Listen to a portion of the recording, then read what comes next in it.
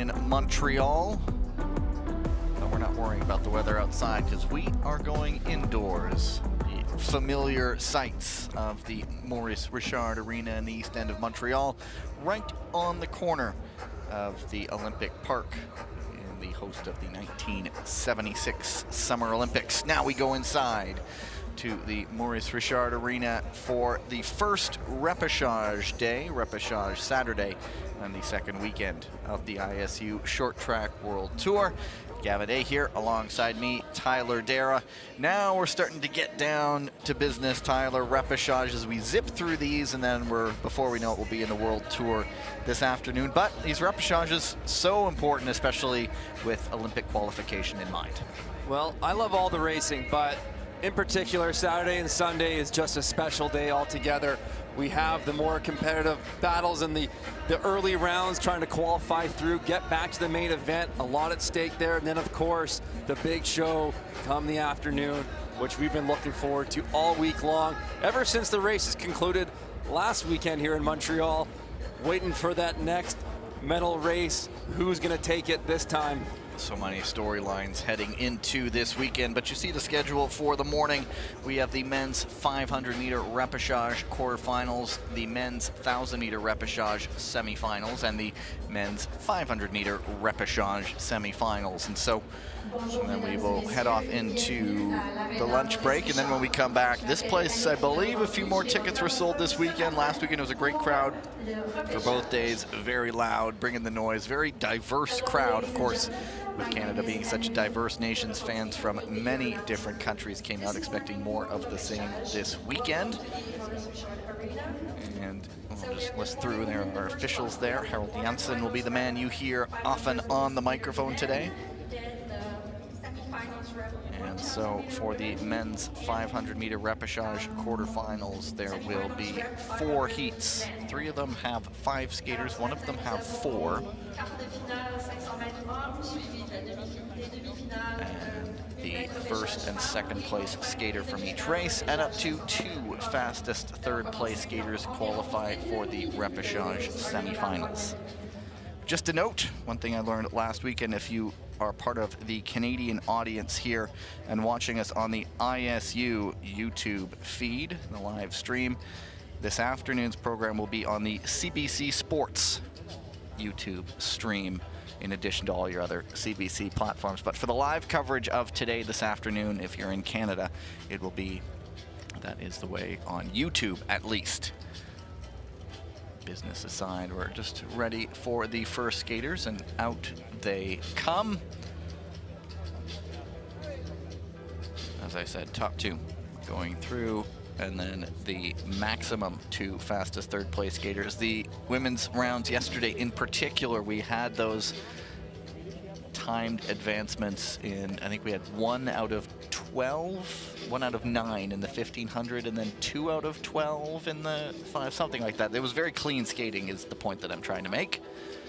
And so heat number 1 will have already some fairly big names here. Roberts Krusbergs of the Latvian Golden Stars, Tibor Komaricki, Ben Jung, Quentin Vercoq, and Oleg Hyundai.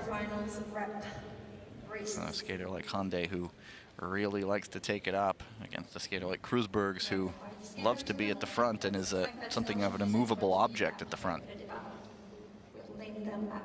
Well, Krusberg's getting that inside lane. That's going to benefit him hugely here. Not always the quickest start, but so strong from the lead of the race. Go to the start. Ready. And it is Jung out of position 3 with a pretty good start, but he just goes shoulder to shoulder with Komaricki, forces him out wide. It is Krusbergs. Keep an eye out for Vercoq as well, the French rooster. Well, Roberts Krusbergs was battling with some blade issues yesterday. He's looking rock solid right now, out in the front of this race. Ole Hyundai back in 5th, goes down. That is very hard with Jung. That will get reviewed, of course, our first review of the day, and I think a little more caution to the wind. Maybe making the pass, forcing the pass a little bit, because there is nothing to lose at this stage. of the game, Kreuzbergs and Vercock.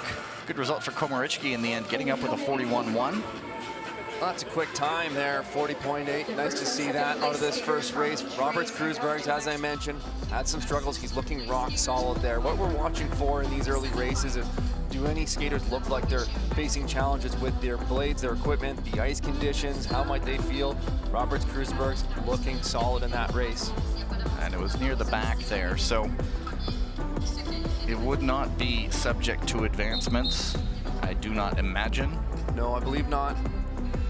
Too far back in the pack to be in an advancement position.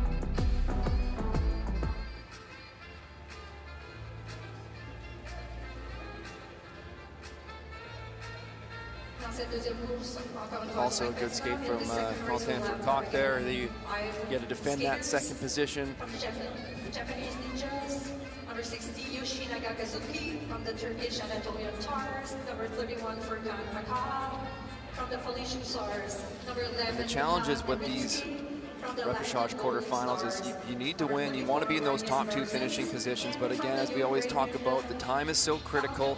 We know the value of a preferential lane position being lane 1 or lane 2 in a 500 meter. So as much as you're trying to defend. Final decision, penalty number 94, Germany. And so it is for Ben Jung. Failure to give way. No advancement, though, to Hyundai. You were saying? Well, here's just a quick review. That failure to give way, that dive up the inside from Ben Jung, pushing out Oleg Hyundai. But as I was mentioning there, it's just so critical to be in those top two lane positions on the start line. So skaters in these races are not only having to defend their position, but still try to go for time. And sometimes if you're going for time, you go to more of a speed track, you go a little bit wider. That starts to open up the door on the inside lane for skaters to challenge you with an inside pass. So you're really having to manage that track pattern. Heat number 2. Yoshinaga Kazuki, Furkan Akar, Michał Niewinski, Renas Berzins, and Peter Yasapati. Little smirk on Niewinski's face. You'll want to dispense this one as quickly as possible, re-find a bit of that form, perhaps a bit unusual for him to be in the repechage situation.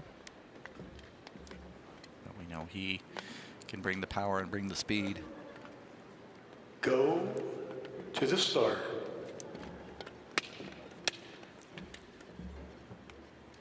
Ready.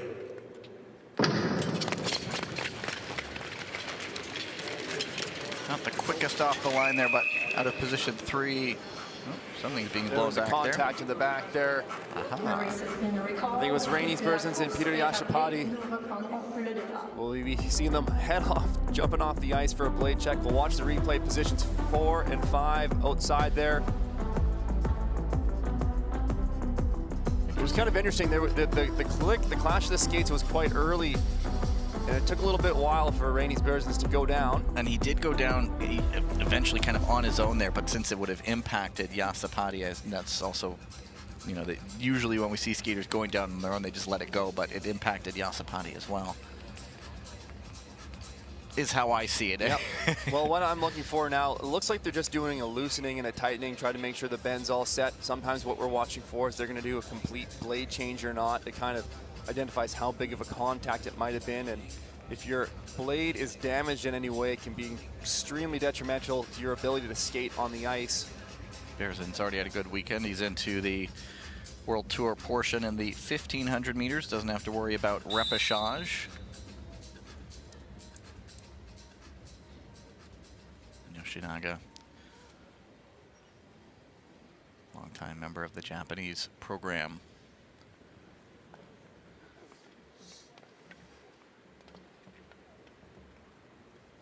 Go to the start.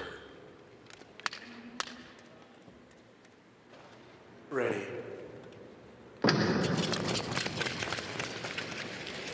Let's see how they get through the corner. Everybody through okay. It's Yoshinaga and a car on the front right now.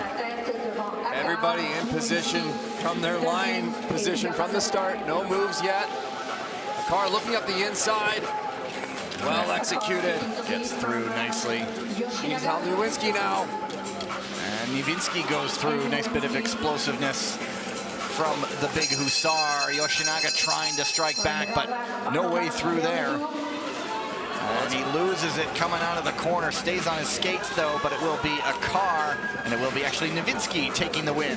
Great finish from Michal Nowinski. That's going to be, you know, some positive momentum for him. We talked about Michal Nowinski having some struggles last week, maybe not quite where he's used to being within the World Tour standings, but one thing that I love about Michal Nowinski is he always looks to be positive about it. He looks to be enjoying the process, and it's so important to do that because not every weekend's going to go your way. You still have to try to enjoy the sport regardless of how things are and not let it get to you too much. And Michal Nowinski just seems to really have a positive outlook on racing and skating and look to really be enjoying it. The smile was back there, hamming it up a bit. He likes to, saw last year him high-fiving track stewards, but the fist pump, the victory sign, and then the smile was there. So nice to see that back. We'll see what that holds for the future, what that portends with Michal Nowinski in the later races. Still one more, obviously, to get through. He has a repechage semifinal to go as well, but there's the result. And we've talked about the value of just getting to those repechage semifinals. So good result for some of these skaters here. It's important just to get there. Berzin's a 41.461, a little bit behind. That would be a really good result for Tibor Komarichki, a guy I don't think we saw until the World Championships last year. The lone Slovenian gold horn. And a 41.09, that's a very respectable time. You know, it's something that we don't track as often in short track speed skating, personal best times, but the 500 meter is one of those events where you do kind of monitor it.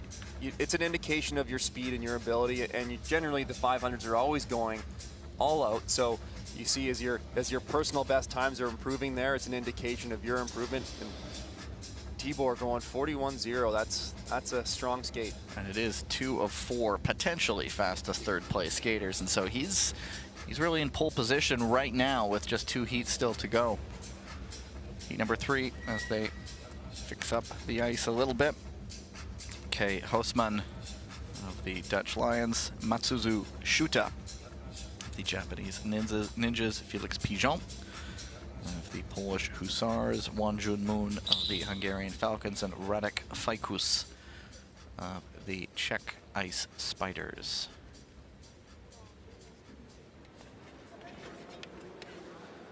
Go to the start. Ready.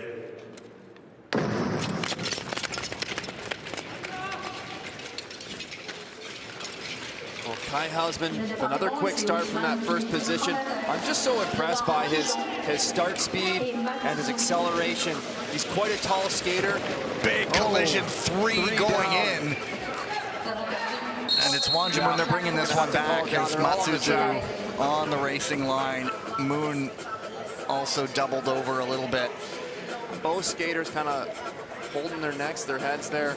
And Matsuzu is up, but he's obviously favoring one leg. And Moon, he's on his knee. I don't want to give you the full play-by-play, but he's coming off worse for wear there, checking a little bit. And yeah, there's might be a little damage there. That was at top speed coming around the corner.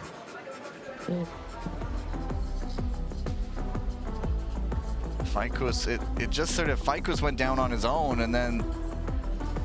Well, they're Fajkus going down on his own. Maybe he's kind of reacting. Sometimes you see a crash in front of you, but Moon Wonjun, he fell so late down the straightaway. We talk about the mats and how much they move, but when you're on the straightaway, you have the timing booth set up, you have the starter's booth set up, and those mats further down the straightaway really don't give way like they do in the corner. So the impact becomes much harder, and it was a bit of an awkward angle for Moon Wonjun there. So we're hoping he's going to be all right from this. He's up. You can see him grabbing the back of his head there. It's not going to be taking part in this one. That is for sure. Unfortunate for him. He had a very good weekend last weekend. Jumping up, leading a lot of races, picking up some results. Really unfortunate for him. Obviously hope it can be a quick recovery and he'll be back with us next month in Poland. Just positive to see him getting up on his own 2 feet, getting off the ice on his own, and I mean, you see grabbing that. You've mentioned whiplash before, Yep. and then so you mentioned that board, sliding into the mats, and there could have been the head moving with that and the neck snapping with that. Well, not snapping, you know what I mean. We chatted a little bit about that yesterday, and just how the mats can kind of grip the helmet and create some rotational or translational forces that are applied to your neck and even your head, and that's when we get worried about any potential head injuries. So all the best to Moon Won-jun. But I mean, it looked to me like Faikus went down as the two in front of him even before they went down. Yeah, and on that, it's sometimes you're watching as a skater and you see an incident happen right in front of you, and you kind of go to react to it, but in that moment, you actually just lose your own stability and leading to yourself crashing. So it just really highlights sometimes how, reactionary and instinctual those movements are when you see a crash happening in front of you. Matsuza's been flexing that arm a little bit, grabbing the elbow. So he had his blades checked already, so he's back out on the ice, and it's now the four guys, a couple of them with jackets on, trying to stay warm. Moon is off the ice. He went off under his own power, so small victory there. Well, a few things here. So if the race is blown down for a skater who has been injured, they're not re-entered into the race. And one thing they may also look to do is review the incident. I was watching that incident more closely for the impact and not necessarily the event that led to it. And there could be sometimes penalties that result from that. So I haven't seen the refs going over for a review. I think it was just a racing incident. In my own layperson's observation, I don't even think there was contact. I just think the two of them went down separately. Matsuzu and it's went down. bizarre, three of them going around the same corner.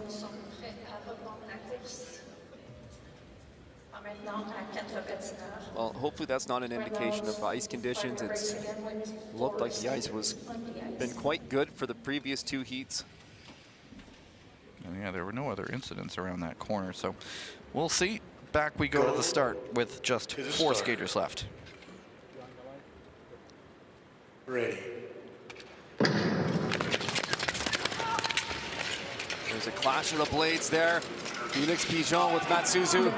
Faikus jumping up into third position. Matsuzu struggling on that corner. He's pulled up. Matsuzu is done, shake of the arm. He gave it the best effort that he could. I don't think he was quite back to 100%. Unfortunate for him, so it's down to 3, but Hausmann offense so quick off the start.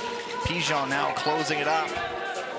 As the fatigue starts to settle in, 1 to go. Faikus trying to make a battle of it.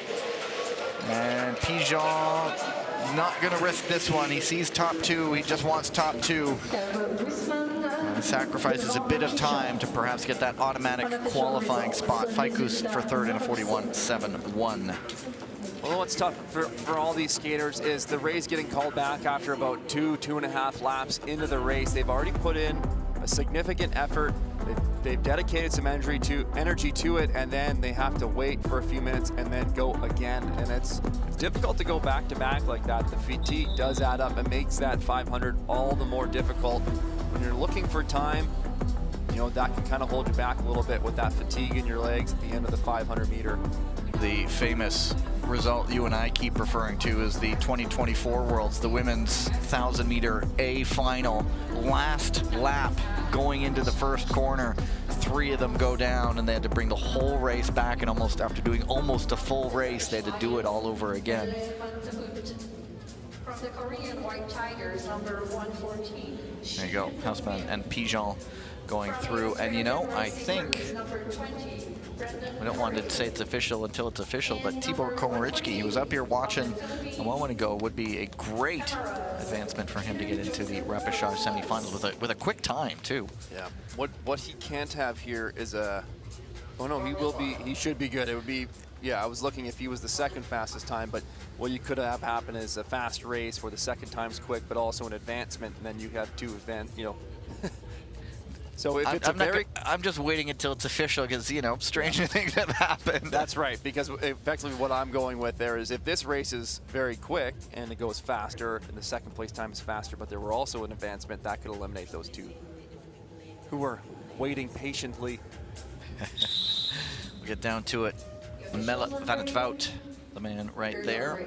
Shin Dong Min, the Korean White Tiger, Brendan Corey, and Peter Grossclose. Tough race for that young man with a couple experienced skaters around him. Go to the start. Ready.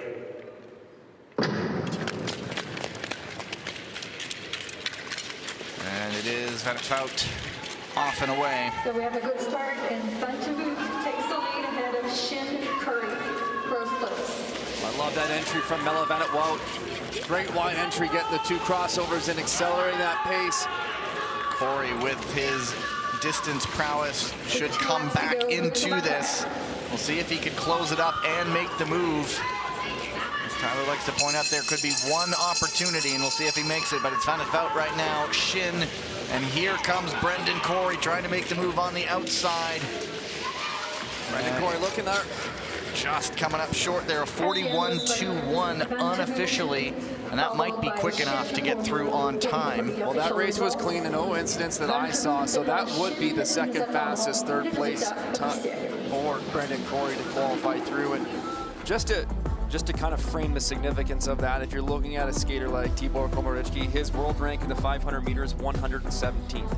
If you qualify through to the rep semifinals, that is a top 28 position. We have 18 skaters already qualified through to the main event. We're looking to qualify 2 more to make it 20, so we'll have 10 more. I know I'm throwing a lot of numbers at you, but making the repechage semifinals is a top 8. It's a big moment. He's top 28 finishing position. It's a big moment for him. We like to call out these, potential breakthrough moments. He's 20 years old, lives in a place called Celje in Slovenia. And, you look for these programs, is there a moment that could set something off? And I mean, Slovenia is a sports country, and so, a potential cool moment if he sets something off here. And obviously don't want to put the cart before the horse, but it's a good moment for that young man. And just to add to that thought, the top 28, what we're looking at is top 32 world rank from these 4 World Tour events will be in those events at the Olympic Games. So that top 28 could be integral to his Olympic berth. But with that time too, just showing that maybe there is a big ceiling. So now we're going to jump into the women's 1,000-meter repechage semifinals, and so we'll do the women's 1,000-meter semifinals, and then we'll do the men's 500-meter repechage semifinals, and then we will have our first break of the day, and then we'll get into men's 1,500-meter repechage.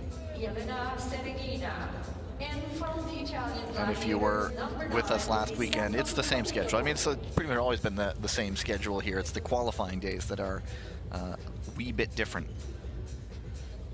And so, 2 heats, as always, in repechage semifinals. Only the winner shall go through, of course, pending advancements. Heat number 1 has both French Roosters, or 2 of the French Roosters, Aurélie Lévesque, Chloé Olivier, Olga Tikhonova of the Nomads, Elena Sereghina of the Independent Neutral Athletes, and Elisa Confortola of the Italian Gladiators.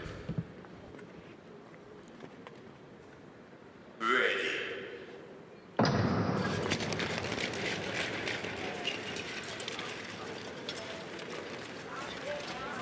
Et au départ, ce sont les 2 Françaises qui s'installent en tête, et maintenant Confortola qui vient se glisser entre les deux. Confortola, it was the French wall at the front. Confortola slotted in. There's perhaps a Maginot Line reference in there somewhere being breached, but we're already moving on. Well, time is no consideration here, but however, it's that first place only qualifying through. So naturally, you start to see this pace pick up as skaters are all pushing towards the lead of the race, trying to better their position within the pack. They want to be near the front before the pace gets too high. You want to make the pass while it's easy. Of course, if you are at the front and incidents happen and you go down, you are also in that position to be advanced. So a lot to juggle here. But as the race picks up, as Tyler mentioned, all the more urgent as Lévesque and Tikhonova goes down.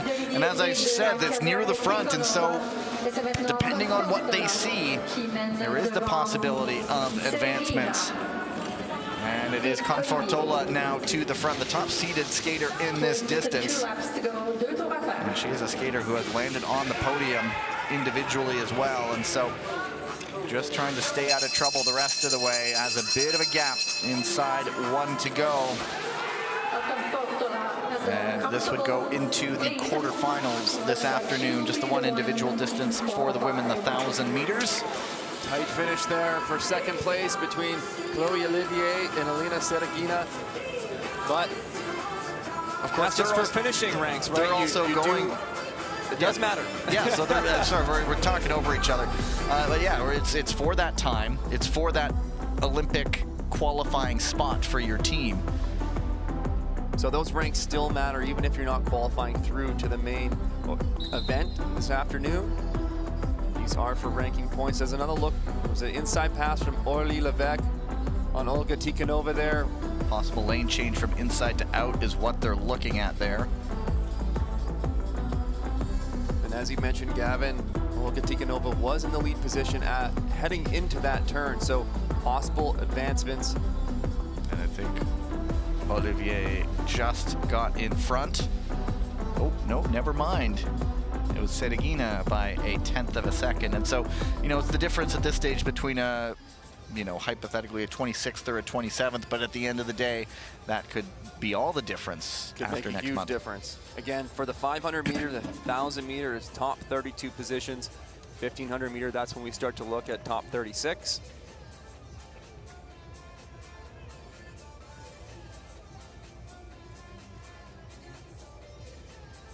The officials' review room goes to work. And they do good work.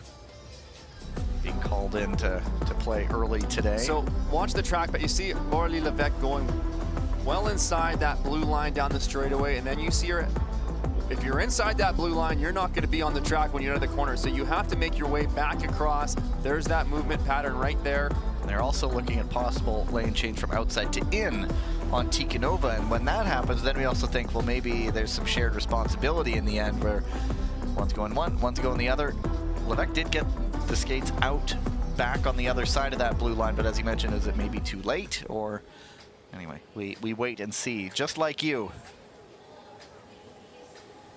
Well, the officials are just trying to dissect that incident there. You know, Tikhonova then, was she sensing the inside pass? She knows it's happening. Does she cutting across the track to put up the block, forcing Levesque to try to jump back in and remove that space? So that's when we start to see the results of shared responsibility. They are also checking that tumble at the end as well for a possible lane change on Seragina from outside to in at the finish line. So they are going to work.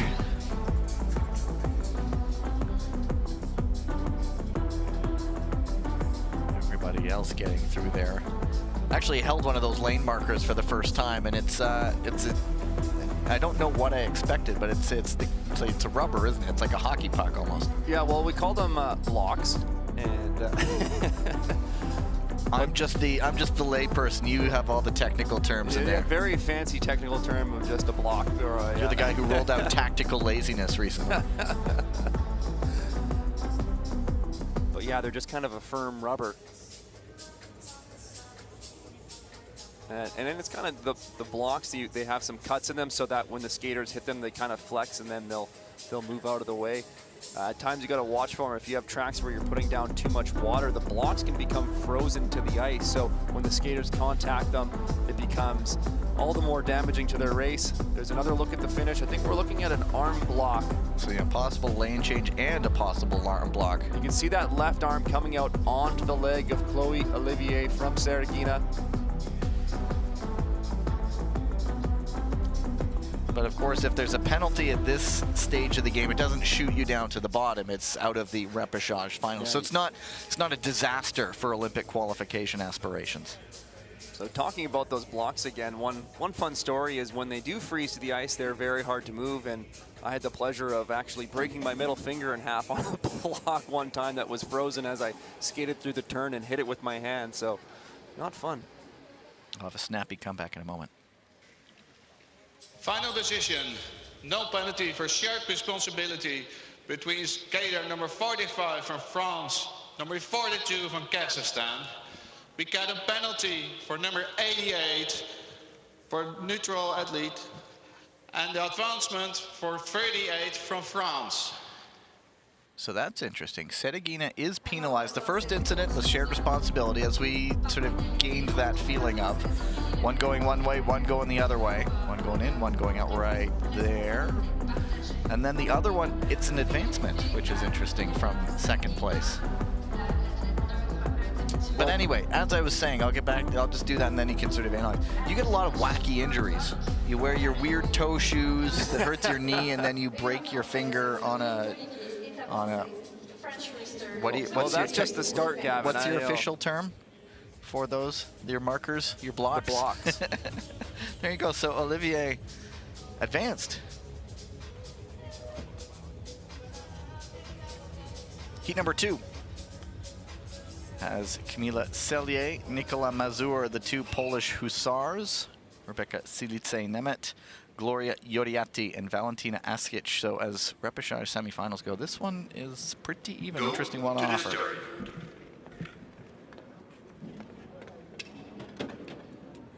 Ready.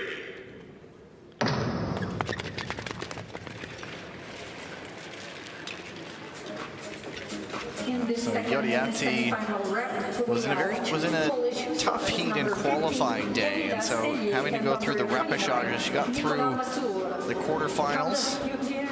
But this one has some pretty top talent in the race. 3 skaters in the top 21 in the world. Silice-Nemeth, Cellier. Sorry, it's Yoriati, Cellier, and Askic. But then there's Mazur tight on that corner entry there, putting down Gloria Yoriati. That will be reviewed. And that was near the front as well. And so there's the potential for some very full heats coming up this afternoon in the quarterfinals. But Askic made her move there on the outside. She's created some separation, but Nicolas Mazur is now tracking her down. We'll see if she tries to transition this speed into a pass ahead of Askic as she catches up. Looks like she's settling in. What is left in Askic's legs? A lot of time at the front, drove the tempo early. Still 3 to go. Camilla Cellier now sitting in second position. Setting up wide, building up some speed, looking to make a move.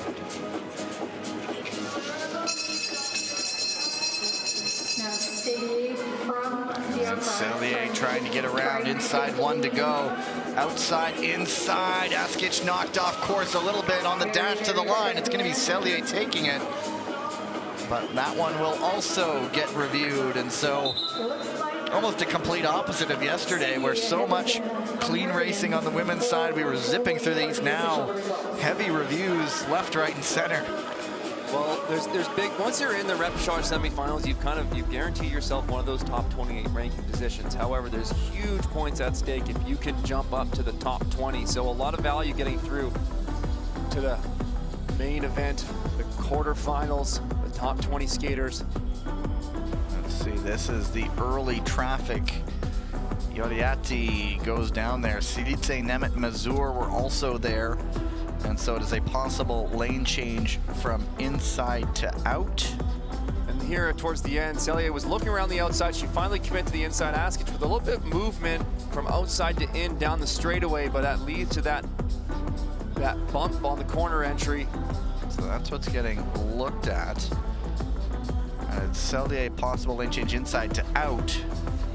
And both are lane change possibilities, and so they get that camera angle that Tyler really, because we tend to see it after where you get the line down the straight, but of course the last one was on the corner. I think the first one was on the corner too, so we might not get that great look. We get the best view after the decision is made. As it should be. Well, a number of coaches waiting anxiously on the side of the oval. Another look here. Nicolas Mazur, maybe a bit of a failure to give way, making contact with Gloria Yoriati there on the corner. That was at the front, and so possible advancement out of that one. That's my initial gut instinct on that.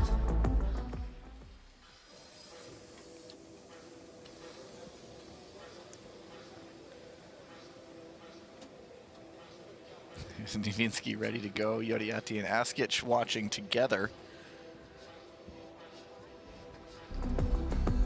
Well, sometimes when there's these long reviews, you have to prepare for your race, and you have to prepare for the expectation that there's not going to be huge reviews or long reviews that take up a lot of time. So you prepare for your race and you get ready, and then all of a sudden there's a review and a review and a review, and then you start standing there in the heat box for about 10 minutes longer than anticipated, and the warm-up you've done to be ready for that race is kind of fading away. I was watching that last one, and sometimes when we see the lane change, there's sort of a double pump, as you like to point out, where someone just, and watching Askic, she looked like she was just carrying on left, right. So I'm no expert, as we all know, but just what I saw in that replay. But well, the officials will be trying to read those reactions, read the track pattern. There's Harold Silovs, Dutch coach, former Latvian double discipline star, short and long track, famously went and did both events in one day at the 2010 Olympics in Vancouver. And the two venues weren't really near each other. You had to go with the Richmond Oval, which was on the south end of the Vancouver area, and then he went over to Pacific Coliseum, or was one then the other. Pacific Coliseum is sort of west of downtown Vancouver, and so it was a day for that man. One that I think he was the first ever to do two disciplines in one day. In one day, I think, on both disciplines at the same Olympics, but not in the same day. Two different sets of skates, all of it.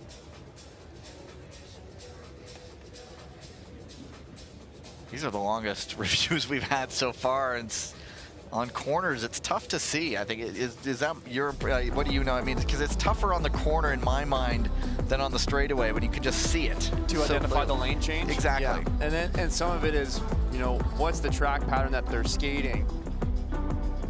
And are they changing that track pattern? Are they deviating from what they were doing? Final decision. We got a shared responsibility between number 39 from Hungary and number 29 from Poland. Advancement for number 16 from Italy. And a penalty for number 15 from Poland. Okay, so we'll go with number 2 first. Camila Cellier is penalized for that last lap going in on Askic. This is the first one for shared responsibility. It's Silice, Nemeth, and Mazur. Contact there. Yodiati gets advanced because she's just the innocent bystander in this, essentially. The victim of the situation there. And she was at the front. Here's the inside pass attempt from Camila Cellier. Change from inside. She goes well inside the blue line, pushing back out, making contact with Askic. There. Get it? Got it? Good. Askic goes through. Yodiati is advanced, and Cellier gets the penalty. And so that is the women's 1,000-meter repechage. 2 heats. And, well, there's plenty of time for drama in there, too. And so now we will go into the men's repechage semifinals before we get our first ice flood of the day. On the other side, men's 1,500-meter repechage. And so there are your qualifiers. Some loaded start lines to come there in the women's 1,000 meters. Men's 500-meter heat number 1 repechage semifinal 1. Roberts Kreuzbergs, Quentin Vercock, Tibor Komoritsky, Kay Hausmann, and Felix Pigeon. Go to the start. Ready. As always, just one skater going through. Strong start from Roberts Kreuzbergs here. The advantage of having the fastest time from the rep quarterfinals to lead this race out. And it's all 3 from that same heat. 1, 2, and 3 right now. Kreuzbergs, Vercock, but now Hausmann makes the move into third. From the Dutch Lions, Kai Huisman, et numéro 42, des Polish Hussars, Felix Pichon. Kreuzbergs looking strong out front, looking rock solid and stable today. Quentin Vercock looking for anything. Let's see what's there, but so often Kreuzberg's just an immovable object, proving so right there. Well, another good confidence race. A pat on the back of Kreuzbergs from Quentin Vercock. Well skated. From each race will qualify for the quarterfinals. And Kai Huisman there, position number 4 in that race on the line. He had that slower rep quarterfinal that positioned him further on the line, and a big part of that was the recall of that race and then having to restart and just not having the legs to be quite as quick as he can be. So you start to see how there's that trickle-down effect of previous results that are very, impactful in the 500-meter event. So it's Kreuzbergs who will go through. Nothing getting reviewed there. Falcock second, Hausmann third, Pigeon, and then Komarichki in fifth. But, that is a confidence booster for that young man. Big jump in the world ranking about to come from 117. And he really did not look too out of place there. No, right in the thick of it. Great result today for Thibaut Komarichki. And now I'm just kind of thinking back on the women's repechage semifinals in the 1,000. So in the end, there was 4 skaters advancing out of the repechage. What that's going to lead to is 22 skaters in the 1,000-meter in the main event. So that means we'll have 2 races of 6 skaters in the 1,000. So it'll be some packed racing out there. There's a smile from Michal Nowinski again. He just likes seeing himself. That's just great to see. But when we see that smile, we also smile too. Just a pleasant guy out there. And the ceremonial patch-up in the 500 meters. The big blades scraping the ice as they reach for the line. Heat number 2, Melle van het Wout will be in position 1.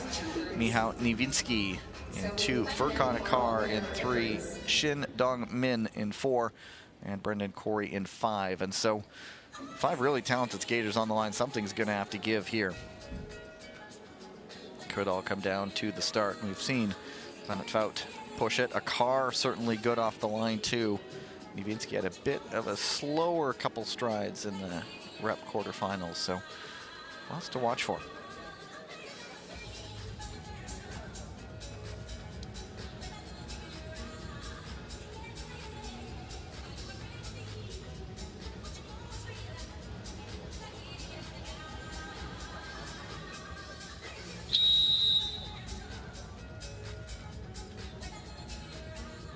So to the line.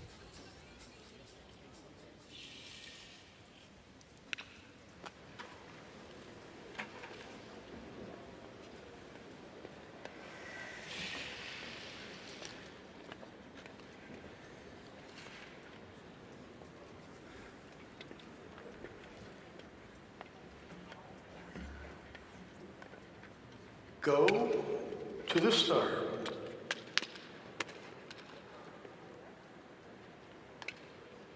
Ready. And there is Van het Wout quick off the line. Akar trying to get up into second around Nowinski.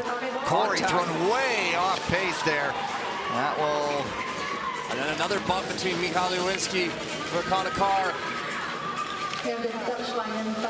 And this race has been split wide open.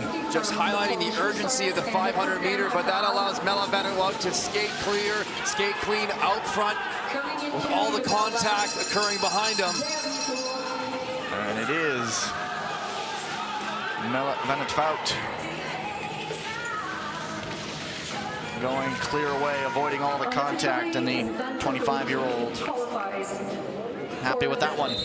Looking like he will be into the quarterfinals in the men's 500 meters. Nowinski did get up for second, but that race was split wide open, and it started early with Corey getting thrown way off. Unfortunately for him, it was at the back of the race, and so not really in an advancement position.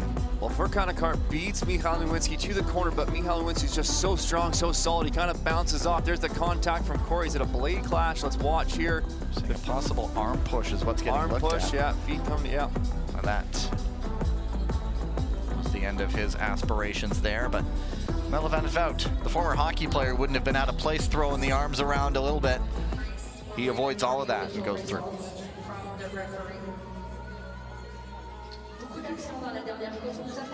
There's the possibility of a yellow card being looked at as well. Would have been on Shin, I believe.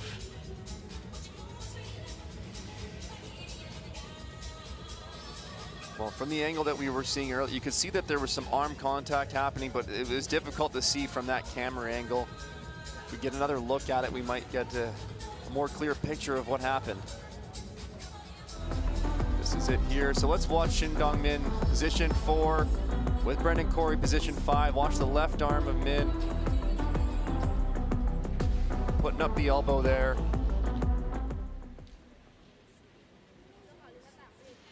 Final decision. We got a yellow card for behavior for number 114 from Korea. So there it is, yellow card for Shin. So touch more severe than a penalty, but in the end, it only comes back to haunt him if there's a second yellow card.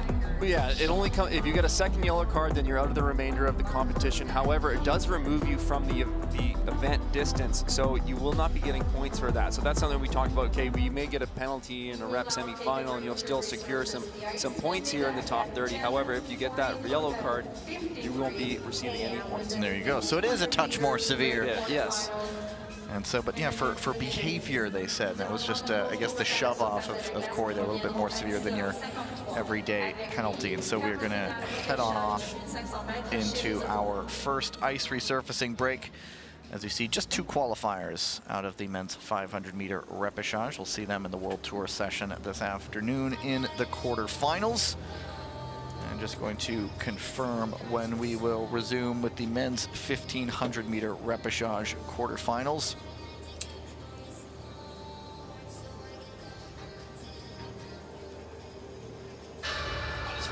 Either way, just keep an eye on the graphic when they put it up on the screen. It's usually about 15 minutes, but just watch out and see well. You can also listen for when we're back with you. Stay tuned.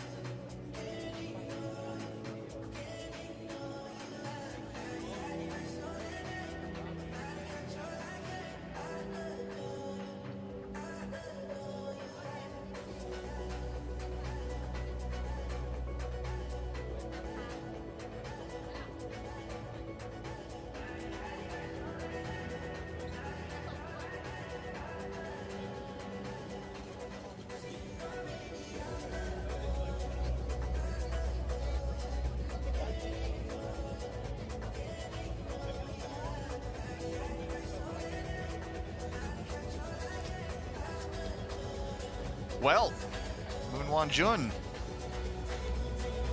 crashed out of the 500 meters. I guess given the green light to go in the 1500 meter repechage quarterfinals. The way this one goes, they'll do the repechage races, they'll flood the ice, and then they'll come back for the semifinals. So repechage quarterfinals, there are a fair few, 10 in all.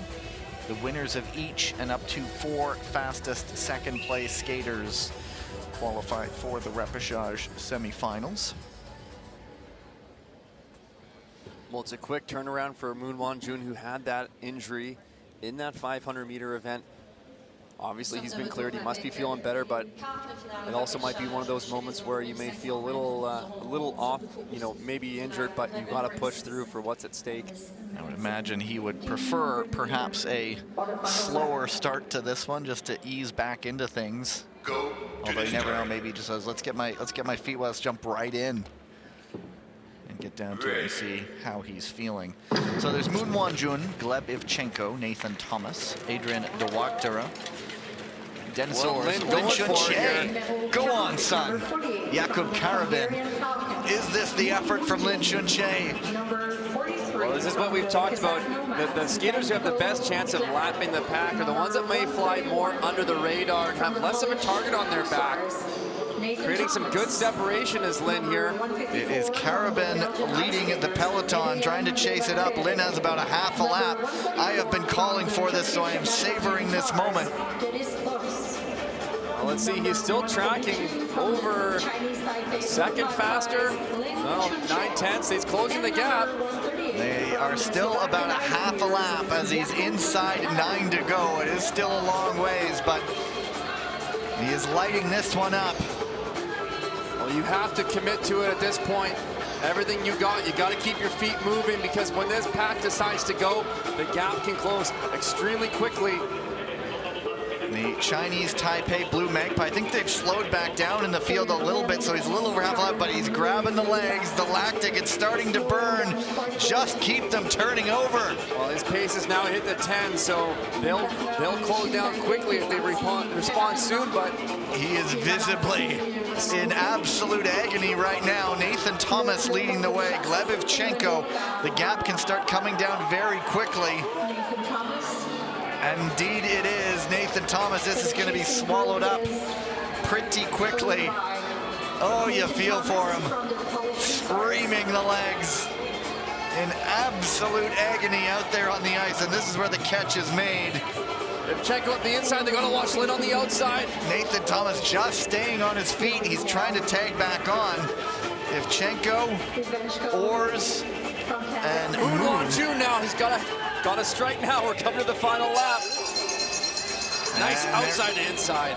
And it is a good race, so I guess he's feeling just fine in the end. Ivchenko almost caught in the back seat there, but Won-jun Moon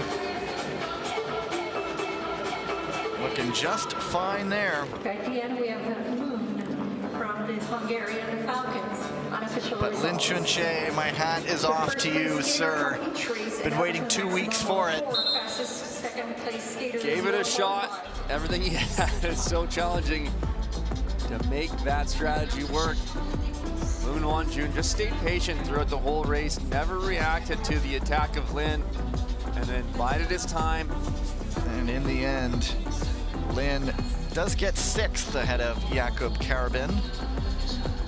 Well, there was a tight moment there as Nathan Thomas was closing down on Lin, and at that same moment, Gleb Ivchenko went up the inside and Lin was still on the track. This is the moment right here. There's that little bit of a bump. Nathan Thomas then, cautious of Lin on the outside, tries to get back on track, catches the skate of Denisors. And then at that point in the race, his own legs were screaming too, and the gap just proved to be a bit too much for him.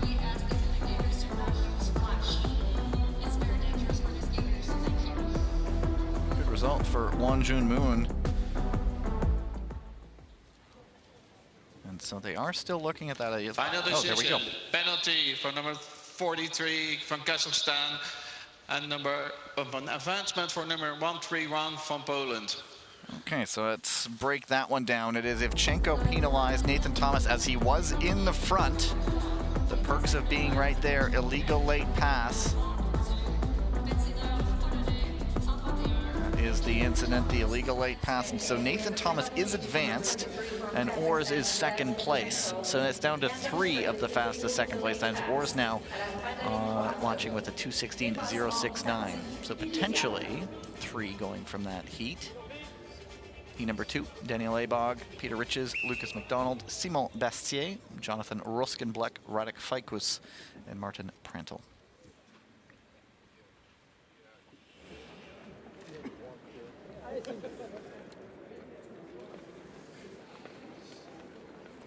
Well, Lynn, having made that attack in that first heat, did push the pace. The 2:15 is a decent time there. 2:16.0 for Dennis Ors. Go to the start. We'll see if these next races respond with anyone wanting to push for time. Ready.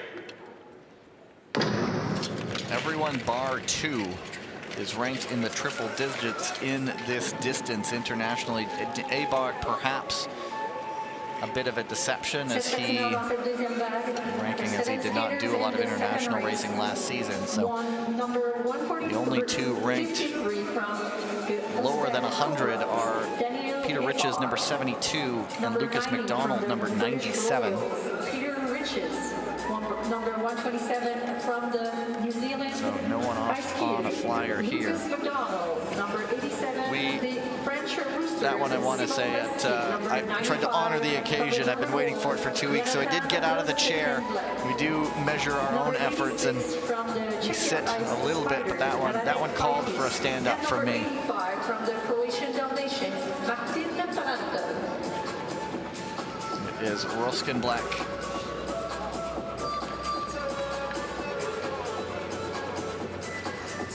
Well, as we talked about the 1500, when the pace is slow, you want to take advantage of it. You want to be the first to make the move up towards the front. Daniel Ibach making some nice little inside passes up to 3rd position as Peter Riches goes to the front of the race. He's starting to kick things off.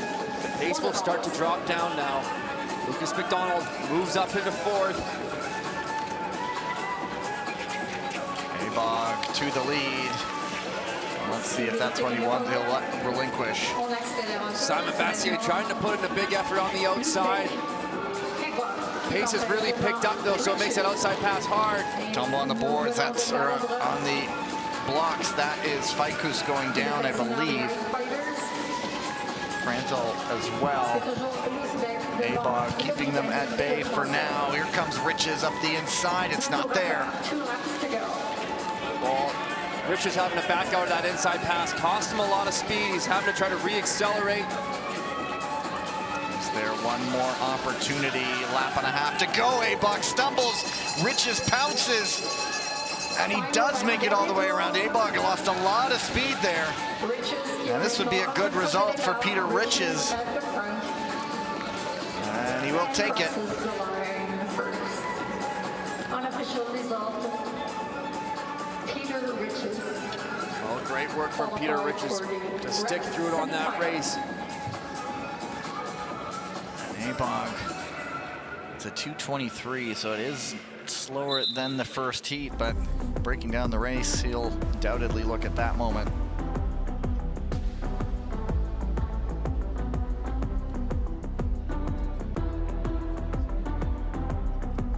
Lucas McDonald very nearly got up into 2nd.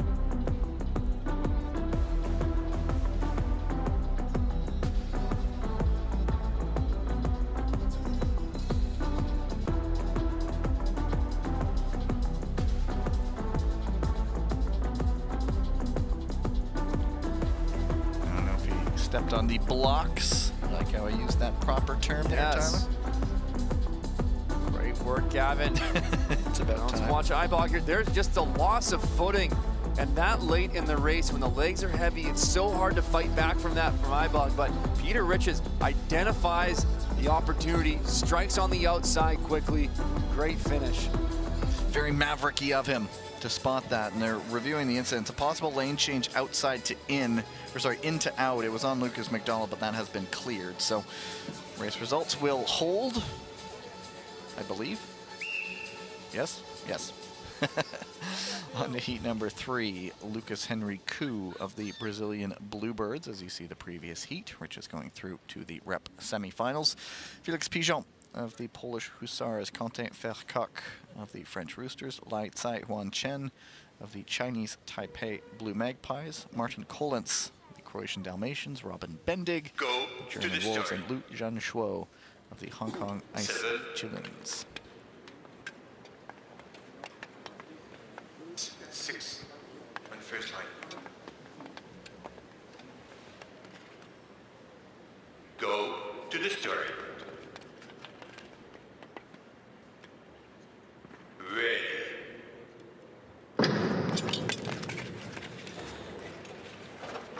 And I don't think this one's going to be for time. Certainly does not look that way. There's already one advancement, so that's leaving 3 possible time advancements, and there are 10 heats. So there's not a lot of wiggle room there on time advancements, so skaters are obviously prioritizing the race win here. Some of these guys have already seen some racing today. Martin Kolentz did not start, so we are down to 6 in this one. But you look at Vercock, Pigeon, having already skated today. They're the ones sitting at the back right now. And it looks like Vercock, good speed from him, more than happy to this one for the slow build. From the Hong Kong China Ice Challenge, Lu Zhanshuo. And now enough's enough for a couple of them, and Koo gets around, stays on his skates. Lai Tsai is right up there with him. Robin Bendig working around the outside, staying relaxed out front now that he's gotten the lead.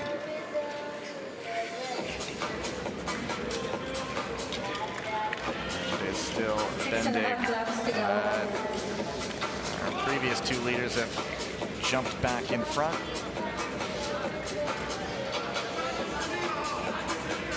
So Lai Tsai is taking the lead in front of Koo. It is still Lai Tsai Huan Chen of the Chinese Taipei Blue Magpies, as things really kick off now with Koo going in front. Watching for Lu Zhanshuo, top-seeded skater, recognizing the danger. Big collision. Robin Bendig goes down. Pigeon with him. Gets caught up in it. He's got to get out of the way off the track there. The Polish skater and Quentin Vercock was from the back position there a few moments ago, trying to close this down. Tight entry from Lu Zhanshuo and Henry Koo. Here's an opportunity for Vercock. Let's see, can he turn on the jets? Lu Zhanshuo, nice move by Pigeon, or by Vercock, and he takes it. Beautiful What a move. finish. I was bought in that he was going on the outside as he was coming around with that speed. And then when he went to go to tuck in, I think, oh, is he just going to settle in for a second here? No, Lu Zhanshuo moves over slightly to the outside. Quentin Vercock jumping up that inside lane. Faked him out. Finish, yeah. You sell Tyler on something and he gets fooled. You've done a good job fooling everybody. Well, we have the advantage of a nice overhead angle here. We can see how they're setting up. We can see how they're moving, and I just did not see that coming.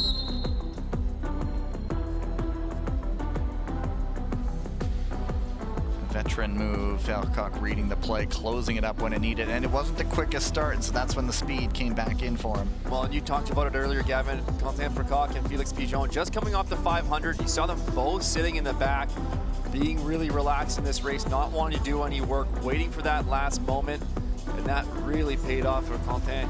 An unfortunate incident here where Felix Pigeon gets taken out from the fall of Robin Bendig. But watch this gap close down from Quentin Vercock here. Never count out the Rooster. So that contact really slows them down. That creates this opportunity here. And I thought he was going to stay on the outside, but nope. The old switcheroo, out to in, finds the hole, takes the win. That's one of those passes that you keep the video on that one. You put it on your highlight reel for later. In your older days, I used to do short track. Oh, really? Here's that. Check this out. Nice results for Vercock into the repechage semifinals. Chance for him to get into the afternoon program, but disappointment in the 500 meters. Heat number 4, Luca Speckenhauser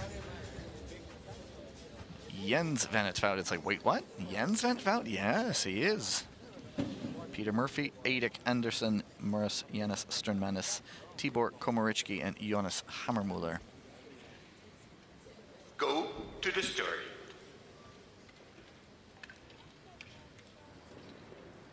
Ready. So Tyler with two particularly strong skaters in Speckenhauser and van 't Vout, guys we may not be used to seeing.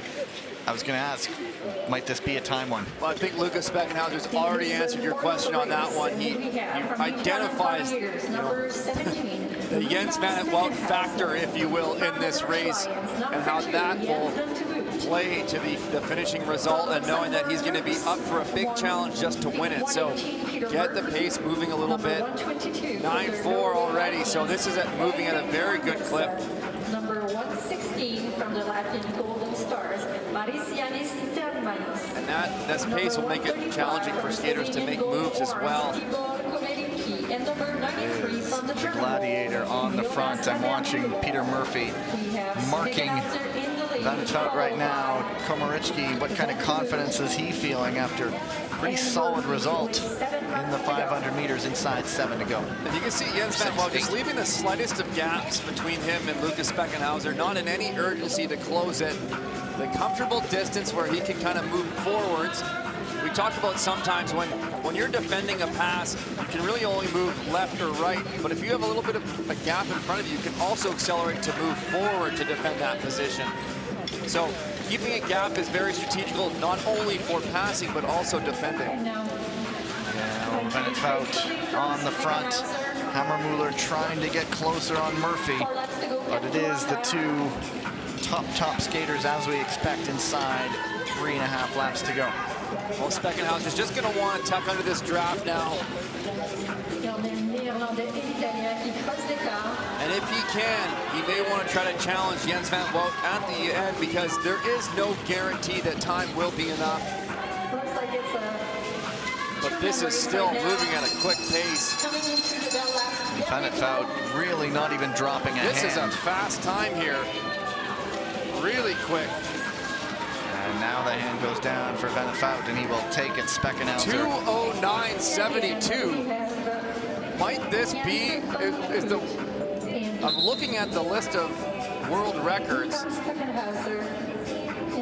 I gotta go back here. We got some quick homework to do, but I seem to remember it was maybe a 2:10. Hold on. Try to pull some quick numbers. I don't want to get too excited about it and steer you the wrong way, but that was a fast time. I believe we're hearing some cheers here. It might be in the 209 range, but low 209, so hang on. Yeah, what? In our defense, I mean, it's a repechage quarterfinal. We weren't maybe, well, 209.21 is what I'm pulling up. That's what I'm seeing from too. Liu Shaolin, and 209.713. Wow. Half a second.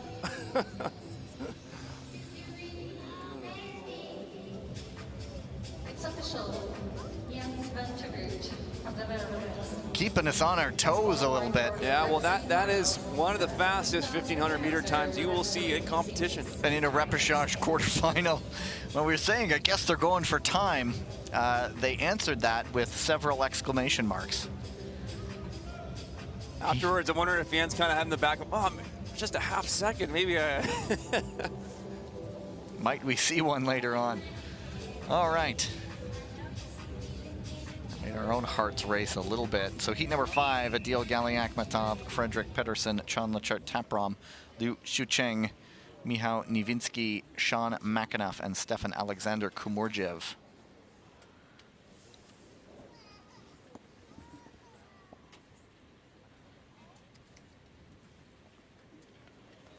And we might have been getting confused with the Olympic record now. Going through some more records, 207.943, Salt Lake City, Shinky Connect, Go 2016. to the start. Ready. 207.9. That's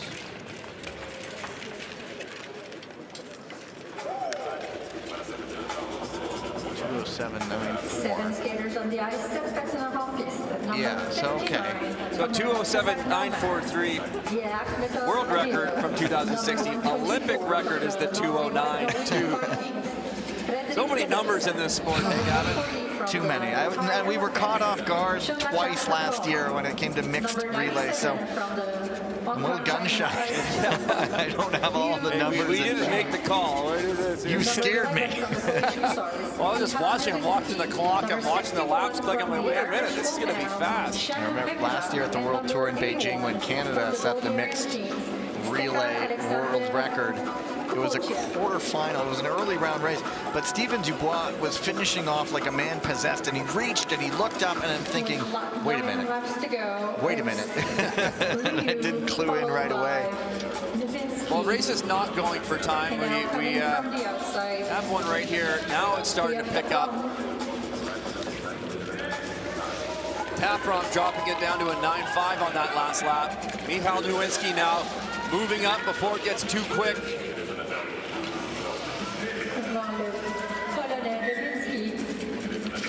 Oh, contact from Nowinski on the back of Taprom. That would have been from the lead.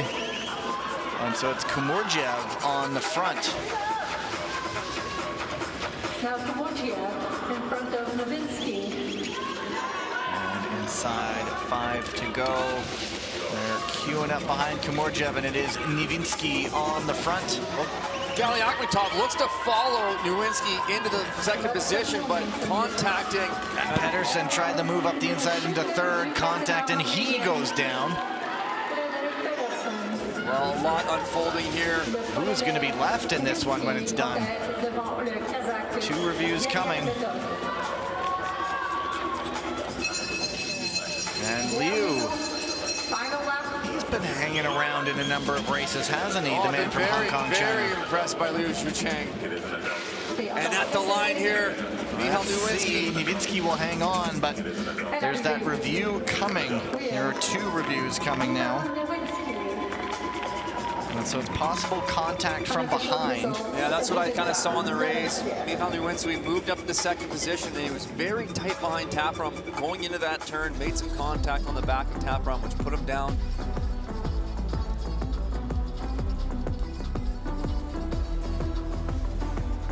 And so the second one is the possibility that Pedersen just went down on his own. But here's the moment. Let's take a look.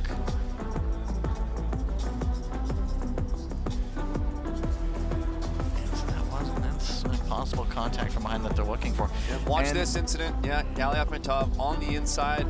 I don't think that got reviewed in the end, but with that was Taprom in the lead of the race too. And there's Pedersen going down.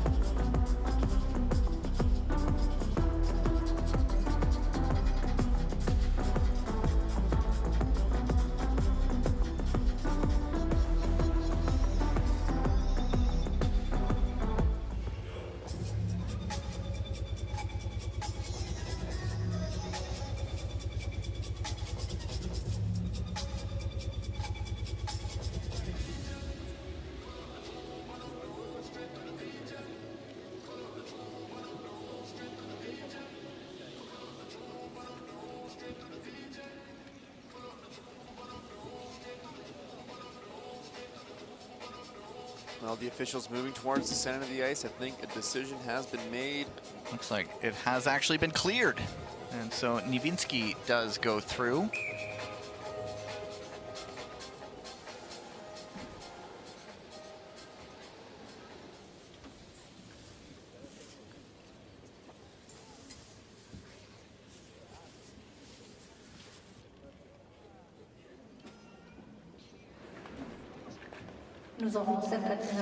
Heat number 6, Thomas Natalini, Denis Aidapetian, Zdenek Sepal, Bence Nogradi, Yaroslav Morozov, Tariq Omaragic, and Munk Erdenbileg.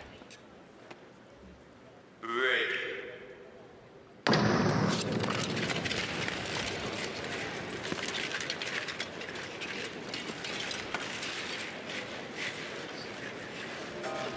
In this race, we have number 13 from the Italian Gladiators, Thomas Natalini. So Natalini, the one to watch in this one. Denis Repechage. Number 65 from the Czechia Ice Spiders. On the front right now. Number 64 from the Hungarian Falcons. Repechage there in third. He's been around. He didn't skate last year. Ukrainian Wildcats. He is turning 29 in January. Bosnian Lynxes. That's the Bosnian Lynx on the front. 19 from the Mongolian Saigas, This one, don't think time is a factor. And from Sarajevo now, getting past, it's Repechage on the front. Well, when the pace is a little bit slower and you know it's about to pick up, one thing you want to watch for is not getting trapped on the inside. So if you feel a skater, sometimes what can happen, you have the skaters going around the inside, you have a skater in front of you, behind you, you can kind of get trapped. You can't even make a move. So you want to make sure you always have an opening to react and respond to what's going to happen in the race. Coming from the outside, Yaroslav Morozov, Wildcat on the front right now. And keep watching the Yazuri. And he zips around, and Nogradi following in his wake, marking him the whole way. Repechage tries to respond and catch on there as well. Oh,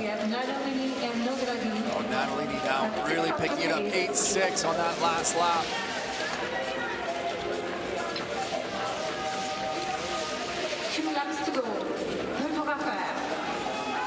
And he now just stretches it out. Nogradi really not able to hang in with him right now, and it will be Thomas Natalini. A very professional performance, just coming through and taking this one. We have Natalini unofficial results.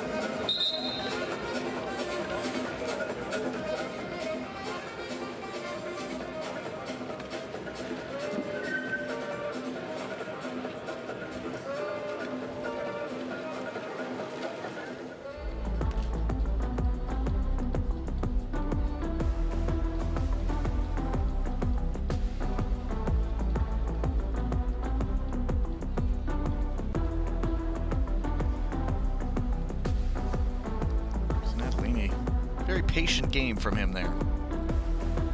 Yeah, bit of a veteran skate. We've talked about those skaters who could just have the confidence to be patient, wait for their moment to go, never looking like they're under stress in the race. And it always seemed like they just make the right move at the right time, but they're just calm, and when they commit to it, they go. They have that confidence in themselves, and Natalini doing just that in this race.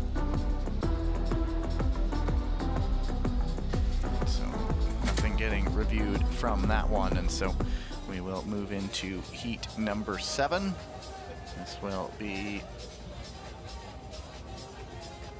headlined by two skaters in the top 23. Niall Tracy is 23rd, Mohamed Bozdag 21st, and then after them Su Junpeng, Furkan Akar, Etienne Bastier, Claudia Jagal, and Peter Grosclose.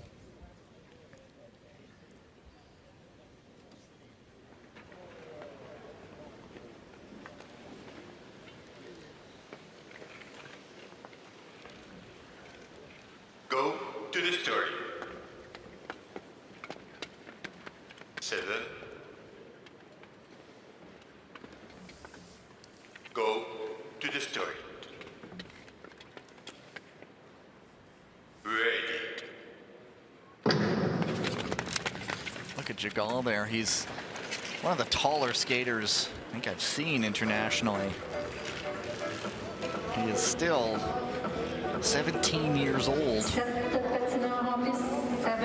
turned 18. Actually, he is 18 years old. He turns 19 in February. Number 38 from the Turkish Anatolian Tars, Mohamed Bozdag. Number 143 from the Chinese Taipei Blue Magpies, Su Junpeng. Skated Number 31 from World the Junior Turkish Championships in Anatolian 2024. Tars, Furkan Akar. Numéro 52, des French Roosters, Etienne Sue not matching the game plan of his teammate from earlier. I don't think this will challenge Thomas or Lucas Beckenhauser's second place time from the near world record we saw earlier. And now Tracy, often the man who loves to be at the front, but he's facing challenges from both sides, and this time he won't risk anything and will slot into third. Bosdag with the bright red helmet. Tracy going around the outside, this now carrying more speed. Now the speed ramps up. McCarr joining him.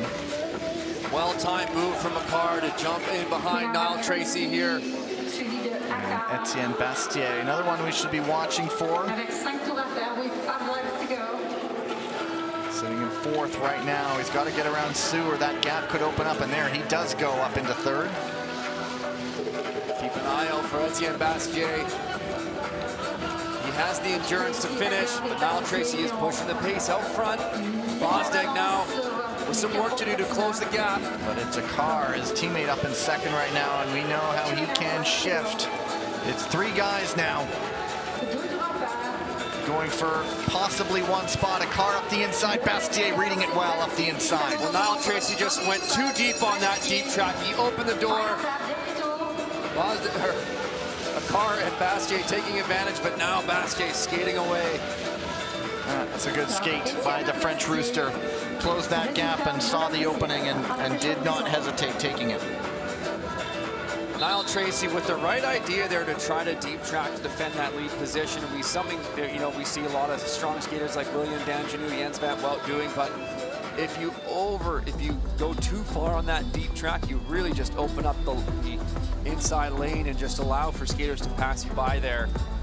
Wants to get another look at towards the finish, but Su Chu Peng putting up a good battle at the front of this race. He did not want to relinquish that lead position as Niall Tracy earlier was trying to get around. A 2:22 and change. It could put him on the bubble. Yeah, I think. So watching here, there's that deep track from Niall Tracy, but just too deep. The door was open. But Furcanacar's legs were going on him in the final laps, and Etienne Bastier with the endurance able to capitalize. And so that does knock Daniel Abach's time out. And so Tracy with the 2:22.698, that is the new bubble time. Of course, remember there are 3 spots still available as we had the earlier advancement. But we still have 3 more heats to come. And so it's precarious for Niall Tracy, but we'll see how it may hold up. Heat number 8, Tobias Wolff of Austria, Oleg Hande, Liam O'Brien, Asen Gurov, Ivan Donchev, Raphael Moret, and Mika Klevstuen. Go to the start. Ready.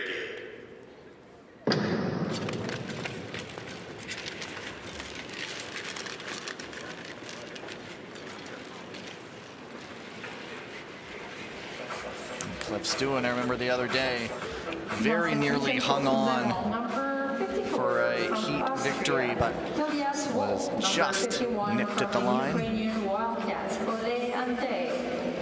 Numéro 103 from the Irish Wolfhounds, Liam O'Brien. Number 80 from the Bulgarian Kings, Asen Gurov.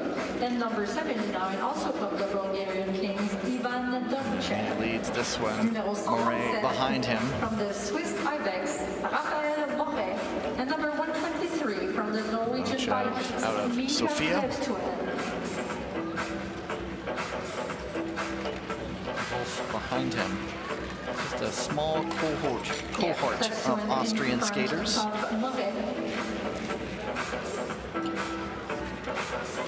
Wolff has also done some long track. 2020 Youth Olympian. Now lives in Vise in the eastern part of Austria as he slips up into third. At the front still Mika Klevstuen. Liam O'Brien going on the outside here.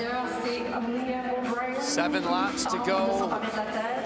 Donchev responding, Clef-Stewart holding them both off at the front of this race. Tough to pick a favorite in this one, as O'Brien on the front. Clef-Stewart watching out for him. Well, Tobias Wolff's been skating quite strong. Clef-Stewart up the inside of O'Brien, bumps him out. Now Tobias Wolff responding to that opportunity, up into second position. Now making his way into the lead. And it is a good skate. Wolff is the top-seeded skater in this heat, ranked number 44. Donchev getting up the inside. And now watch out for Hyundai as well. And he gets right up on Clef-Stewart. Two incidents being looked at. And now Hyundai seeing if he can drive it. Wolff under all kinds of pressure. Who has enough left in the tank? And Hyundai up the inside. Can he make it stick? Wolff goes down. And so that will also be looked at. And so our reviewers once again will be called into action. And a couple of these incidents occurring at the very front of the pack, all in potential advancement positions. So the officials having to take a more thorough look at those. And so the first incident we saw it happen was Clef-Stewart and O'Brien coming together. Possible illegal late pass there for Clef-Stewart. The second one is on Donchev on Hyundai. Inside skater failure to give way. And the third incident was that one on the last lap.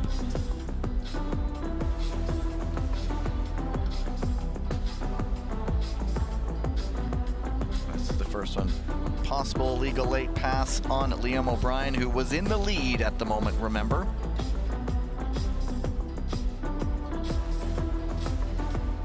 Well, we talked about this before. There's no maximum number of skaters that you could. Well, there is a maximum depending on how many skaters are in the race, but you're not limited to advancing only one skater. What happens if everyone gets penalized?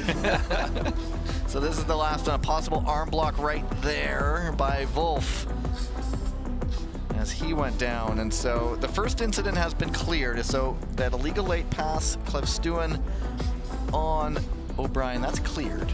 So no discipline there. Well, just highlighting how much is at stake in these races for these skaters. These are a lot of the skaters that are battling it out to try to get. None of these skaters are ranked in the top 36 of the 1500 meter. All of them are battling, trying to get one of those positions, trying to make that dream come true of qualifying for the Winter Olympic Games. And so the second one has been cleared. That was Donchev on Hyundai. I do like those coats that the Ukrainians wear. There's quite some designs with the yellow and blue. But I'm getting sidetracked now.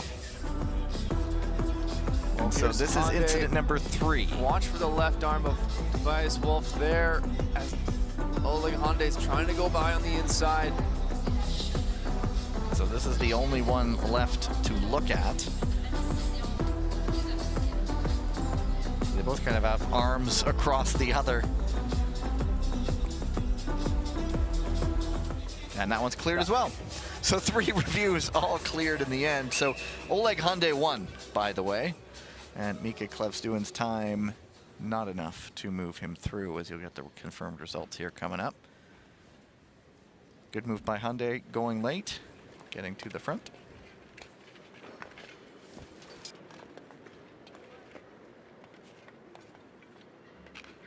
Go to the start. Ready. Heat number 9 has Peter Jasapati, the Hungarian Falcons. Luka Jasic in front. The Serbian Eagles, Ernestas Cech. Behind him, the Lithuanian Bison, Rio Ong. The Singapore Gazelles, Ivan Martinic of the Croatian Dalmatians. Wara Van Dam of the Belgian Ice Bears, and the other Austrian skater, Nico Andermann. Well, with only one advancement, there's still times available to qualify through from second position. Not too much desperation here, but not the slowest start that we've seen. This is another one, apart from Jasapati, who we're used to seeing so often, Andermann as well. It's a wide open field.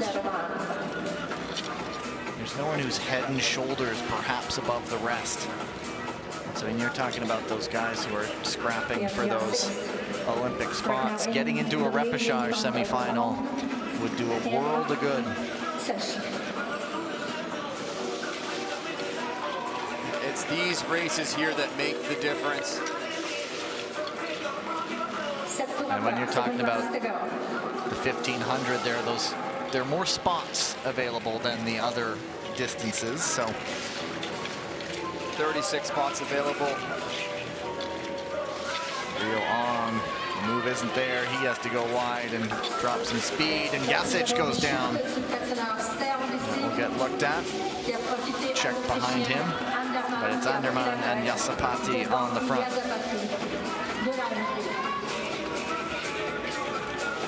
So we have Anderman, Yasapati, Phantom, 1, 2, and 3 with 3 laps to go.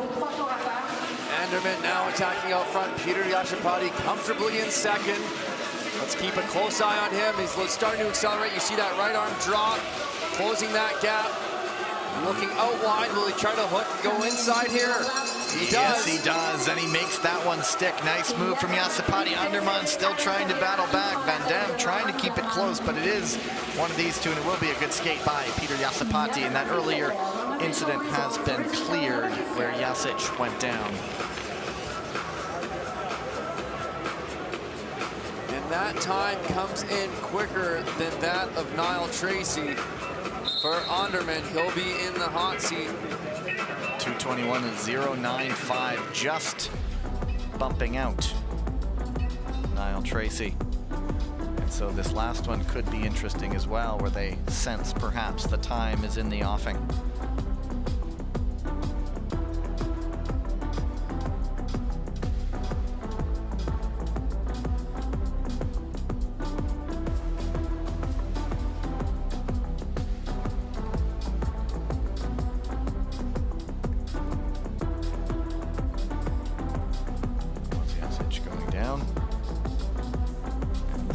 Up the inside, Tyler spotted it, hooking it inside.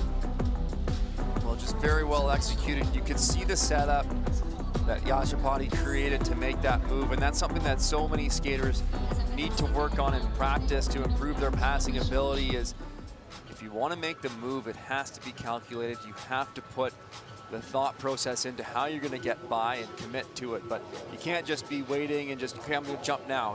There is a setup to a pass that you're required to do to make it, to most often make it successful, and Peter Yashapati doing it just that. One to go. We'll feature 6 skaters. There's Lucas Wareham, Nurtulet Kajgali, Itzhak Dalat. Really the one to look for. He showed flashes of Itzhak Dalat in some of these races today. We'll see what comes out here. Daniel Nikolaev, independent neutral athlete. Lucas Wareham, as I said. Timofey Kokelko of the Ukrainian Wildcats. And Kwok Che Fung of the Hong Kong Ice Chilins. Ready.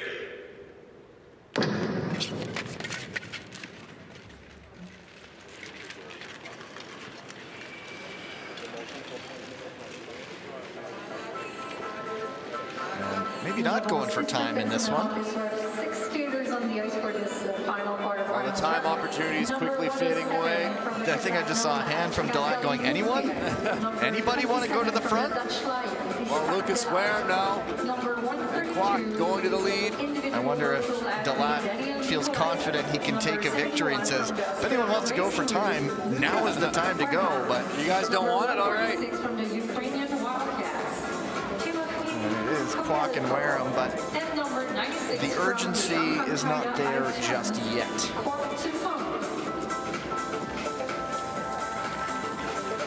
It's Dalat in the lead. Well, when the pace is slower through the start, more of the skaters are going to be able to stick with the main pack for longer, and that just creates a little bit more chaos. When you have those higher speeds being pushed, the faster lap times earlier, it starts to thin out the field, it starts to stretch it out a little bit, there become more openings and more gaps. But the slower pace lends to more skaters being in close quarters at the finish of the race. Is Kajgali, man from Oral in West Kazakhstan.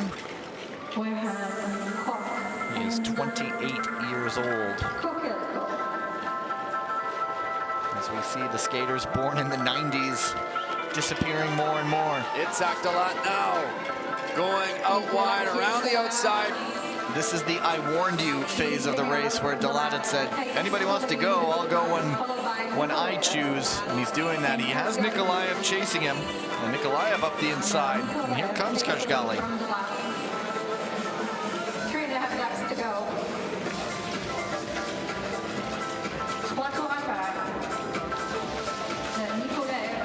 Nikolaev bringing the speed down. Itzhak Dalat. Now he's going to have to look for a move. Trying to hook tight, but Nikolaev closes the door. Lucas Wareham goes down in that corner. And 1 to go. Dalat has Kashgali around him.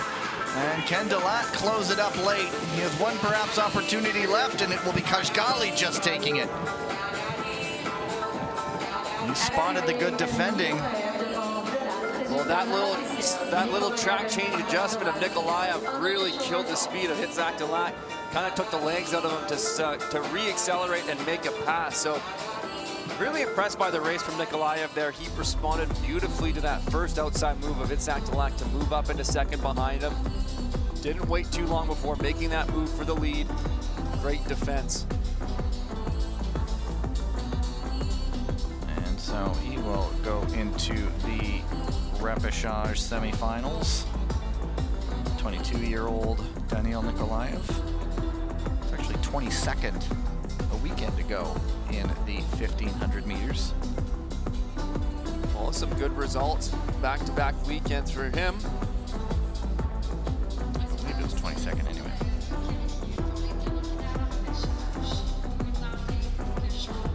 And so it is break time. We'll come back for the repêchage semifinals. Back in just a few moments. We'll get the time confirmed for you. It is currently 11:41 a.m. local time here in Montreal. Be back at 11:58. So you've got 17 minutes for the final races of the morning. Stay with us.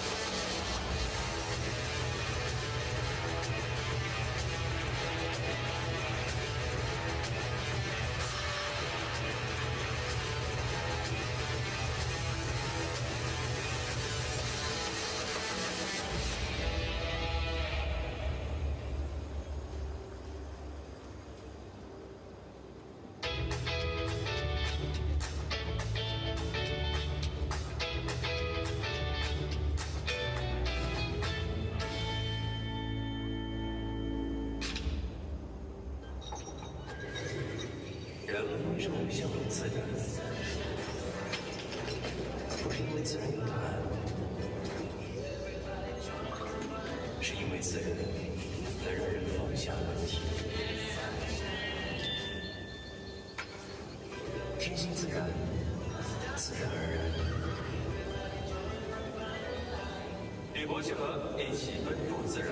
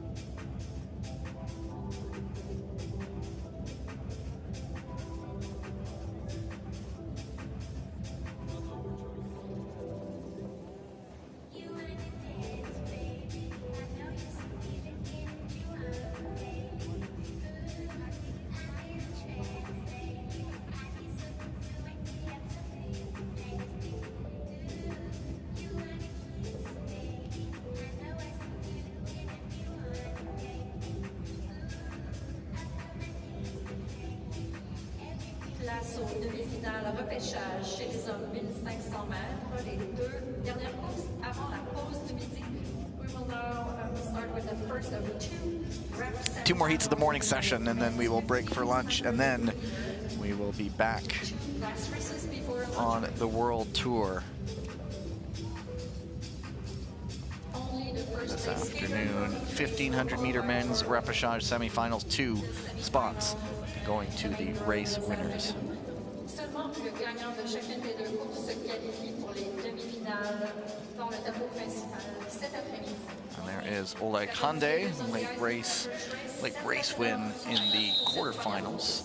He's in a heat with Jens Van 't Vout, Dennis Ors, Nico Underman, Etienne Bastier, Peter Riches, Oleg Hyundai, and Daniil Nikolaev.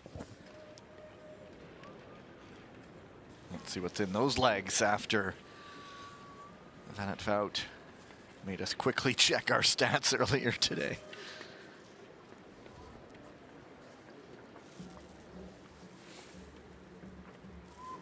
Go to the start. Which one? No. None of them. Okay. Go to the start. Ready. For official's sake, the world record in the 1500 is Shinky Connect 2:07.943, set in Salt Lake City in November of 2016. And it's safe to say this one won't be challenged. Of course, there's no time consideration here. And so just a look to see who can emerge victorious from this race, barring any advancements. Well, we saw Jens Van 't Vout put down that 2:09 in the rep quarterfinal. That is a big effort. That will be taxing on his legs. If anyone can manage that work, though, it is Jens Van 't Vout here. But that will, if he does move on today, that will be a big effort that he's going to have to manage throughout the afternoon session if he qualifies through this semifinal. He still did finish as though he had a lot left in him. He didn't really get his hand down on the track until the very end. And now that you spotted it yesterday, I'm watching every time when he comes around, he shakes out the wrist and flops the hand a little bit. It does. Van 't Vout. Riches goes up into second. Well, just a little moves back and forth. We hear some blades squeaking. That's when skaters are making a little pass up the inside, but they don't want to run up on the skater in front of them. They're hitting the brakes a little bit to adjust that speed. And now the pace is picking up as Ors looks to make a move to the front, but Jens Van 't Vout responding. Ors is very good in the draft. Bastier getting right up on Riches, and able to get the leg around. But now everybody's trying to chase the man in orange. They want to be on his tail. When things really start to get serious, here comes Oleg Hyundai now winding it up on the outside. Well, attacks coming from Oleg Hyundai, making a contact with Dennis Ors. Trying to go outside to in, bumping Ors. Ors just knowing his speed is cooked. And that is the incident that will get reviewed. What a quick jump inside from Jens Van 't Vout, but Nikolaev goes as well. Down with Hyundai. Pretty high speed there, Nikolaev. Both of them battle to get up there to try to chase Van 't Vout. And they both spill. Now Bastier trying to get up behind Riches all the while. Jens Van 't Vout. It's a real battle for second. Bastier able to hold on. Riches does not. And everybody seems to be taking a tumble, but it's Van 't Vout. Bastier frustrated with something there. But 3 incidents getting looked at. It's also a battle for those placements as well. Yeah, these finishing results still matter. You see skaters jockeying for every single spot. Jens Van 't Vout has kind of walked away with that one at the end, but Etienne Bastier still wanted to do whatever he could to improve his rank there in this 1500 meter distance. Oleg Hyundai not giving an inch on that. All right, and so the 3 incidents. The first one is a possible illegal late pass. That would be on Oleg Hyundai trying to get up on Dennis Ors. The second is on Daniil Nikolaev on Oleg Hyundai. Failure to give way is the possibility there. And so Oleg Hyundai being looked at for one, potential victim for the other. There's a first look. Hyundai up the inside. possible illegal late pass. Now what happened was when Jens van Wout went for that pass, Nikolaev tried to follow suit, but that door was just being closed. And here's a look at Etienne Bastier looking up the inside of Peter Riches. Contact there, Riches goes down. And so incident number 2, they're looking at as a possible advancement for Oleg Hyundai. Well, if you are in position number 2 in this race, you can be advanced from there.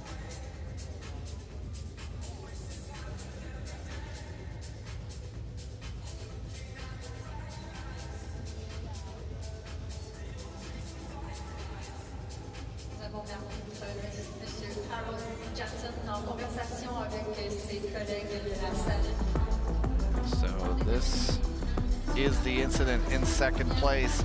The bump right there, possible failure to give way is what they're getting looked at on Nikolaev. And was the first incident cleared? Did you say that, Gavin? Because it was not. Okay, so Not yet. have to make sure he's not penalized already before being advanced. Right. So it is now cleared. Number 1 is now cleared. There is also possible shared responsibility. That third incident between Bastier and Riches is now cleared, and so it's just that second one. And yeah, if you're looking for separation, they were both very shoulder to shoulder and level, and if you can't really separate who was in front, they intend to pivot to shared responsibility. So it's just that one incident remaining between Nikolaev and Hyundai. Well, that first incident of Oleg Hyundai going up the inside on Dennis Ors. Dennis Ors was a bit off track. There was an opening there. Final decision. No penalty for shared responsibility between number 132. Correction.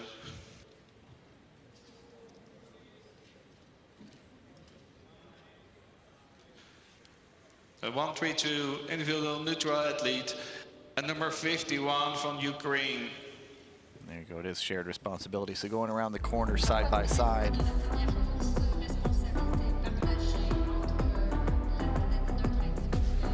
Just the battle behind Van at Wout there. They both had that space. And one more race of the morning. Has qualified for the main draw.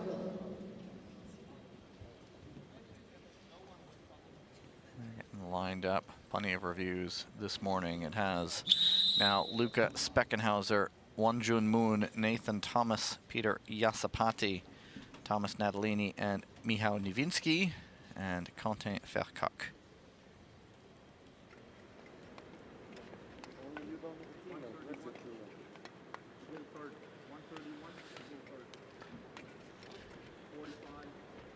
Speckenhauser, probably the man to beat in this one.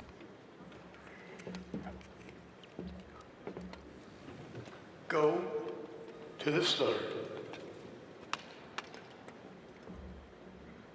Ready.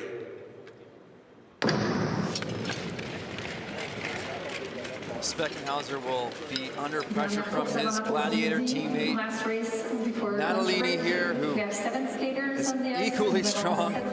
Speckenhauser did that big effort. He really pulled that pace to that 2:09 finishing time in the repechage quarterfinal of this 1500 meters. So we'll see how that factors into his endurance and his finish at the end of this race. And it's Niewinski and Thomas, the two hussars, the cavalry charging to the front, but now Speckenhauser speculatively perhaps gets his way back to the front. A lot of teams. Falcock's the only skater without a teammate in the race. 2 Falcons, 2 Hussars, 2 Gladiators. Only the first place skater will qualify for the main session this afternoon.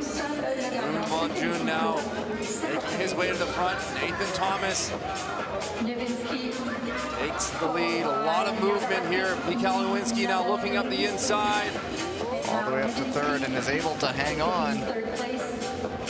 Natalie, similar to this quarterfinal, you can just see him very patient, back in position, number 6, conserving energy. There's a lot of movement happening. A lot of skaters doing a lot of work up front to better their position. Niewinski with the glance across the bow. of Moon, and now battling with his own teammate. And now Natalini makes his move. Very well timed. Those skaters are losing a ton of speed up towards the front. Natalini striking at the right instant. And Felcock now following smartly once again, and there's a little bit of separation to Wonjun Moon. It might come down to these two in the end. We'll see how Speckenhauser goes. He's up into fourth. He has work to do, though, with 3 to go. Natalini looking very calm in the lead. Quentin Felcock tucked tightly in behind. He's going to have to look to set something up as Natalini's still building that speed track, opening up a gap. Speckenhauser into third and into second. Well, he chased down his own teammate just in time. In the end, it's another good skate for Thomas Natalini, and he will go through, just beating out his fellow gladiator. Natalini takes it just ahead of Lucas Speckenhauser. Well, that really came down to the perfect timing of Natalini's move on the outside when the Nathan Thomas and Michal Nowinski were battling it out at the front. They ditched a lot of speed. It kind of backed up the pack. Natalini waiting patiently in the back for the moment to go. When he saw that happen, he jumped on it immediately. Just waiting for all the other drama to unfold in front of him that slowed the pace down and opened it up for him. Well, in the replay there, you still see Natalini back in 6th position. This is one of the earlier passes still from Michal Nowinski. It was while the 2 Hussars were Here it is. scrapping for the front. Nathan Thomas going to go right back. This is where they dump all their speed. No strides down the straightaway, no speed at building into the corner or the exit. And then Natalini says, let's go. It was tough for everyone else to pick up. Felcock, the only one to follow for so long, with Speckenhauser jumped up into second late.